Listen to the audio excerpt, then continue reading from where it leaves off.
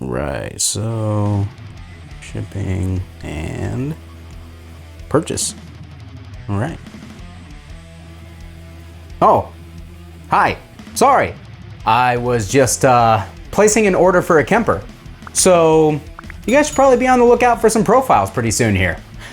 Anyways, what's up guys? Kyle here again, and welcome to another episode of Viewers Comments, where I go through and basically see all the terrible things that you guys said to me and put them on camera. Not really, I got a lot of love this last week, so I appreciate you guys, and I'm just gonna dig through the most interesting comments and see if I can address a couple things, answer a couple questions, and you know, maybe we'll have a few laughs along the way. What do you say?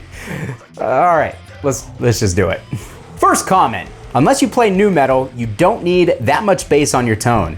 Let the bassist do it, and all you have is to cut through the mix.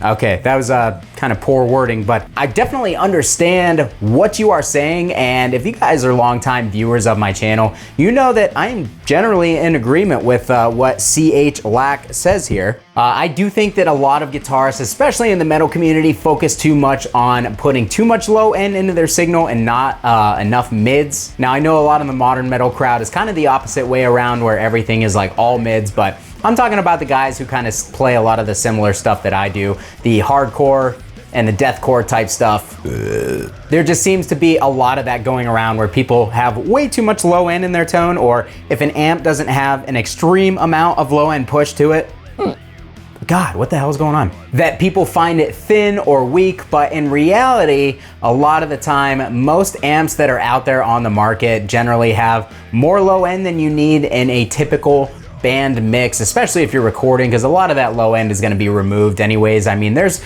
body in the guitar in the 100 hertz to 300 hertz range for sure, but I mean, a lot of people love to dial in that like low resonance and just give a huge push out of their cabinet, and I definitely understand that. It's fun while you're at home because it kind of fills things out a little bit, but in a band mix, you generally want your mids to be what is cutting through and where your guitar tone is focused in general. Now, with that being said, that comment came off of my Soldano Hot Rod 50 video, and honestly, in that video, I did feel like that amp could benefit from a little bit more low end. Now, I actually have been accused of not putting enough low end in my tone a lot by you guys who are watching out there on YouTube. I pretty much chalk that up to most of you guys probably listening on your cell phone that's not going to reproduce low end anyways. But I like a good amount of low end in my signal, not too much, but I definitely like a nice punchy and percussive palm mute for sure. That's actually like a make or break thing for me on an amp, so the low end and the way that it reacts is very important. And the Soldano Hot Rod 50 was one of the amps that I felt that could probably benefit from a little bit more low end. Some people came in the comments on that video and let me know that the Hot Rod, after a certain date, I believe it was after 1997, kind of had a depth mod that was built into it, which was like having the depth pot turned all the way up at all times in the signal, so you couldn't adjust it, but it just gave a lot more depth and low end to the amp. So the model that I had, I can pretty much guarantee was not that, because I've owned a couple other Soldano amps. I have an Avenger sitting right next to me, and those amps, when you push that depth all the way up, are massive in the low end. Like, not tight for sure, but lots of low end push. So I didn't check to see when that hot rod was made. Overall, I really liked the tone. I liked the character of the amp. I just thought it would benefit from a little bit more low end. So again, I understand where the commenter is coming from, but at the same time, like, having a little low end in your guitar signal definitely isn't a bad thing, just as long as you overdo it. As you don't overdo it, just as long as you can speak English competently. And I felt that the hot rod was lacking just a little bit of low end thickness. So there are my thoughts on that comment. Leon Todd says, Hot Rod Squad. Oh, hell yeah. Thanks for stopping by, Leon. If you guys haven't checked out Leon's channel, definitely do that, because he is a killer player and he loves good amps like the Soldano Hot Rod. Aussie As says, wait, so Friedman isn't Marty from Megadeth's brand? I'm sorry for laughing, but yeah, no, Friedman is not Marty Friedman from Megadeth's brand. No, it is not. I've actually seen quite a few people say that, which is, surprising, because the internet exists and it's pretty easy to figure out as soon as you look up Friedman that it has nothing to do with Marty Friedman. And now I'm coming off as a total dickhead. I don't mean to do that. Yeah, no, Friedman is Dave Friedman of Rack Systems. That's where, that's what his business used to be. He would build racks for a lot of the session guitar players and stuff out in Hollywood. He has done a ton of stuff in the industry, and then he branched out, started making his own amplifiers and put them under his own name. So the Friedman brand is Dave Friedman and has nothing to do with Marty Friedman. I'm sorry again for laughing. Dustin Nichols says, I would not normally pick these IRs, but damn, do they sound really good.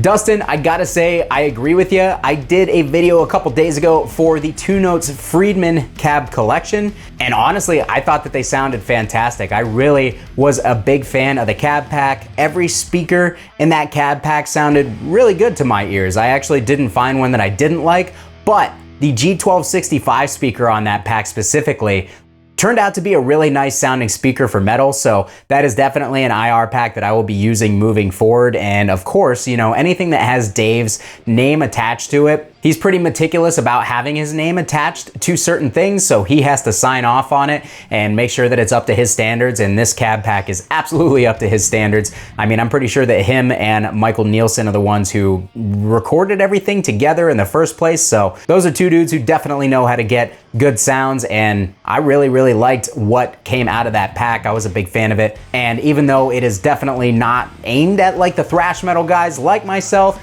it worked for that stuff really well. So if you're into something a little different, I feel like pretty much all the metal packs out there are V30s and K100 based. If you want something a little bit different, there are V30 impulses in here, but you also get a bunch of cool vintage greenback style speakers and the G1265 speaker, which work, better than you might think for metal. So it's definitely an outside the box type product for us thrash guys, but it works very well. So yeah, man, I agree with you. I think that those IRs were really good sounding. Perversia comes in with a long-winded comment, but it's one that I find interesting, so we're gonna go into it. I wonder if the low-end resonance you're hearing has more to do with the tweaks that Celestion made to the speaker.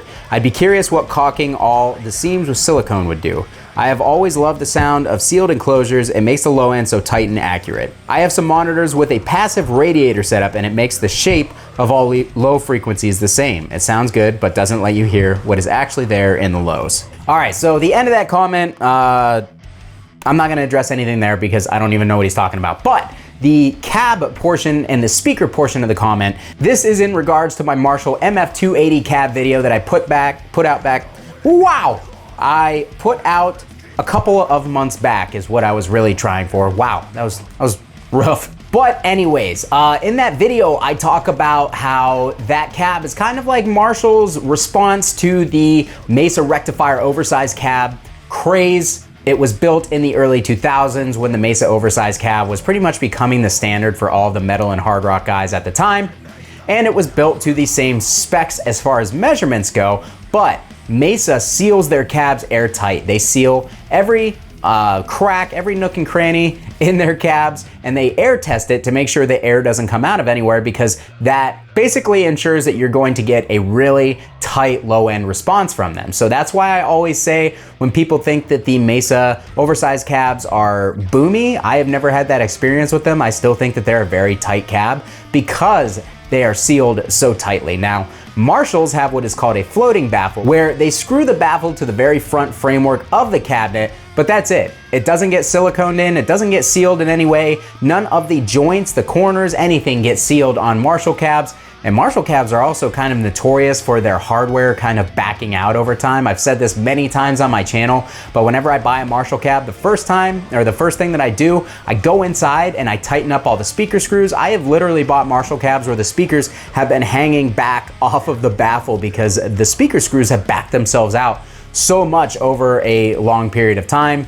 And same with the baffle screws. That'll give you a really loose and undefined sound because, a lot of air is getting out through the cabinet and the speakers are not making good connection with the baffle and staying nice and tight as well. So even with that out of the way, I go in the Move 4 cabs and I tighten all the baffle screws down as well, and they still are not nearly as tight as the Mesa rectifier cabs. They are definitely much more woofy. They have a lot more low end resonance, and that's kind of why I like them versus the Mesa rectifier cab, because with a Marshall style amp, that rectifier cab can be too bright and too stiff, But with the Mesa Mode 4 cab, you're getting the oversized dimension. Did I say Mesa Mode 4? Good Lord. Marshall Mode 4 cab, you're getting the oversized dimensions of the Mesa, and you're also getting that additional resonance and a little bit of that air coming through the cracks on those cabs. That resonance is because those cabs aren't sealed airtight, and it just gives you a bigger, fuller low-end sound to the cab, and it really fills in some of those low-end frequencies that Marshall amps tend to be missing. They're not very big in the lows. They could use a little help in the low end in most instances. In my experience, and pairing them with the right cab always seems to kind of help the amp out if you're trying to add low end. That's why I really like them with my Friedman and my Dietzel straight cabs, because those cabs are huge sounding, but the Mode 4 cabs are also very big sounding because of the differences in construction versus the Mesa cab, and I think it has everything to do with that difference in construction and not the difference in speakers. But at some point, I will test out the differences between the Mesa rectifier speaker, or the V30 speaker that comes in the rectifier cab, as I have one, and I still have my MF280 cab as well. And that Marshall Vintage 30 MF speaker is kind of like a special recipe for Marshall. So they are technically two different speakers. If you guys want to see those shot out at some point, let me know down in the comments, because I would be really interested in doing that. I think that would be a fun video, and I like fun things. MB Gmail says, I really don't like the Soldano mid-range. I hated it on my Avenger, and this one seems to have it too. Yeah, so Soldano amps definitely, now that I have played 4 of them, have a very signature kind of mid-range thing going on. In the Avenger though, I will say that the mids are a little bit more forward than they are in the SLO circuit and the hot rod circuit, which I like, but the amp is a little bit looser because I just recently found out that the Avenger is essentially the lead channel of the SLO 100, but it has the Warren Haynes mod done to it, which I guess is just an additional resistor to remove some of the high end, which makes the mids move forward a little bit more. It's really not much, and I've actually thought about getting it out of the circuit and kind of making it more of a standard SLO, but there's more to making it an SLO than just that one resistor. There's different parts, quality of parts, everything else. So anyways, I'm already going off on a tangent and I'm 10 seconds into this comment. What I'm trying to get at is, if you guys have never played a Soldano amp, they really do have a signature mid-range character. They have a signature, almost kind of like a harmonic content to them. It's most noticeable on the SLO amps, and I think that that has to do with possibly the transformers and the components used, but they all just have this really, in my opinion, nice, smooth mid-range thing going on. But if you're not into that, then I get it, because it is a signature thing. Usually when an amp has a signature sound, or a brand has a signature sound, it's a love-hate type thing. A lot of people love the spiky, aggressive mids of the Marshall. A lot of people hate that. I personally love it. And same thing with the PV, the Cocteau upper mid-range. I love that. It's almost a signature in every high gain PV amp, and there are people who absolutely hate it, who can't get along with PVs whatsoever because of that mid-range. So you will find that certain manufacturers kind of have their own sound signature kind of baked into every amp. So whether you know, Friedman is a good example, whether you try 5 different Friedman flagship or artist amps, they all kind of have similar things going on in them with just a little bit of variation, because they're pretty much a similar circuit that's been tweaked for different purposes or for different artists to get what that artist wants out of them. So Soldano is no different. He basically used the same circuit in pretty much every amp that he did, and tweaked it just a little bit here and there, or, you know, used different components to make them more cost effective. So generally, you're gonna hear basically the same thing between all of those amps, or a very similar variation of the same thing. And again, I get it. If you're not into that sound, then you're not into it. And that's why, you know, we're lucky that we have so many different brands and so many different amp manufacturers to choose from this day, because this day, dude, I am struggling so bad with words today. To choose in this day, to choose today. There we go. That sounds like a normal person and not a robot trying to be human.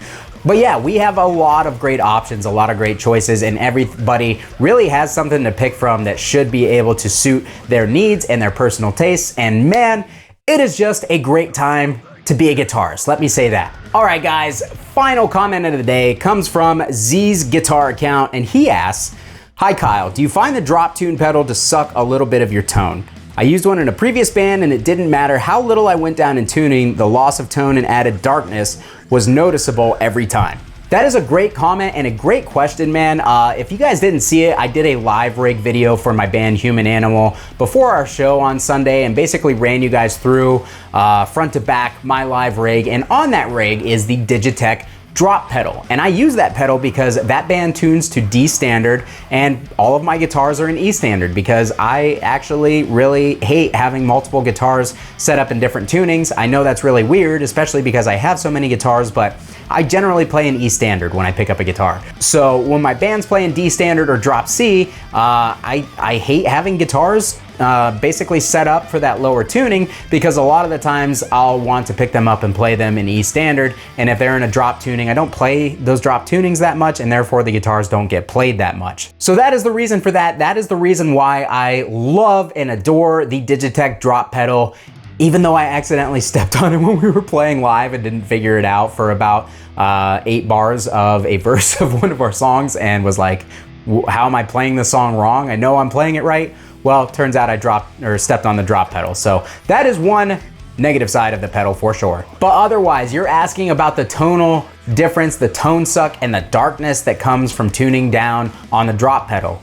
Well, when you tune your guitar down, naturally you're tuning down to a lower frequency range, and those higher frequencies are not going to be as prevalent. The lower frequencies are going to be more prevalent. So I think that mainly what you're experiencing is not a tone suck, but it is just the effect of going down a tuning. If you were to record something in E standard and then go down and record it again with your guitar set up to D standard, but not touching anything else on your, your pedal board or your amp, like not everything else the same, it's gonna sound darker regardless, because that's just the nature of tuning down. So I think that that is what you're experiencing.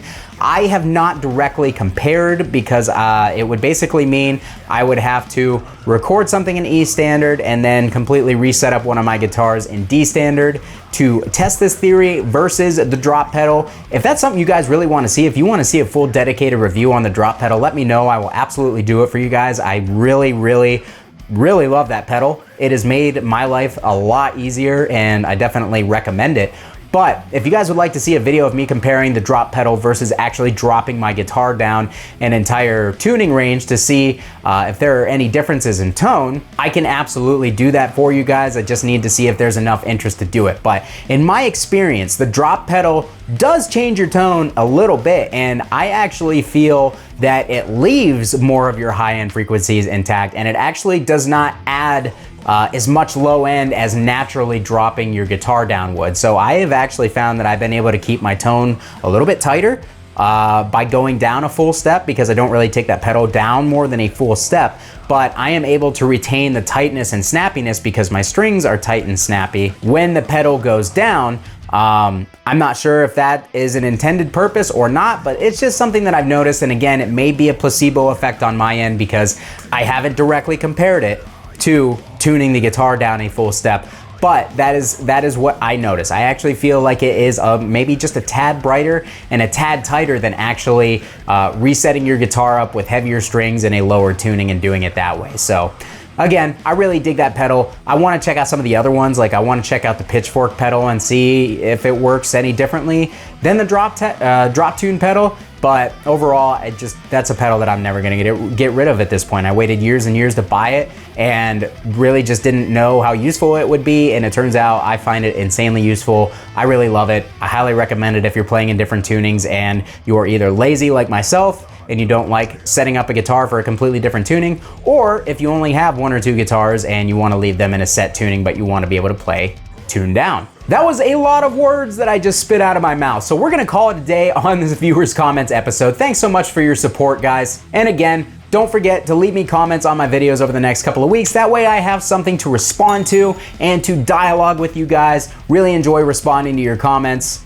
And this week seemed a little bit more positive than the last couple of weeks, so I'm definitely thankful for that. Again, quick reminder, be on the lookout. I will let you guys know how to get in on my Kemper profiles. I will definitely be doing an initial profile pack. And if you're part of my Patreon, then you guys will get access to my early test runs and my early profiles, because I will be sending those to my Patreon members in order for them to test out before they go out to the public, before I put them up for sale. I'm gonna keep them reasonably priced. I wanna give you guys access to some really cool stuff. I am actually thinking about doing certain amp packs, but also running those amps through different power sections of other amps, because I'm not too familiar with the Kemper community, but it sounds like a really cool idea in my opinion, and I don't know that anybody else is really doing that. So I'm gonna try to make it, you know, a little bit spicy, and that way there's a reason for you guys to buy in on my belligerent amateur profiles. So just be sure to keep an eye on the community section, and maybe I'll start an email list or something like that in order to get the word out to you guys. But yeah, the best way is to join my Patreon community, like these fantastic people right here, and help support the channel. And you guys will actually get first dibs on those Kemper profiles, and I'm not gonna charge my Patreon guys anything for them. So there you go. And another way to support the channel is going down in the description, checking out all the affiliate links. Sweetwater, lovely people as always. You buy something from there, I get a little kickback. It costs you nothing extra. It's a great way to support the channel without spending any extra money. Or you can check out DistroKid or Eargasm or Sonic Cake. I've got a whole bunch of affiliate stuff down in the description of this video, where if you purchase products from those people, I get a little kickback, and it helps me out, and it lets them know that my channel actually is doing something for them. So again, it's one of those things where nobody loses, everybody wins, and I would really appreciate it. Thanks so much for watching, guys. Kyle here again. Have a great weekend. We'll see you next time.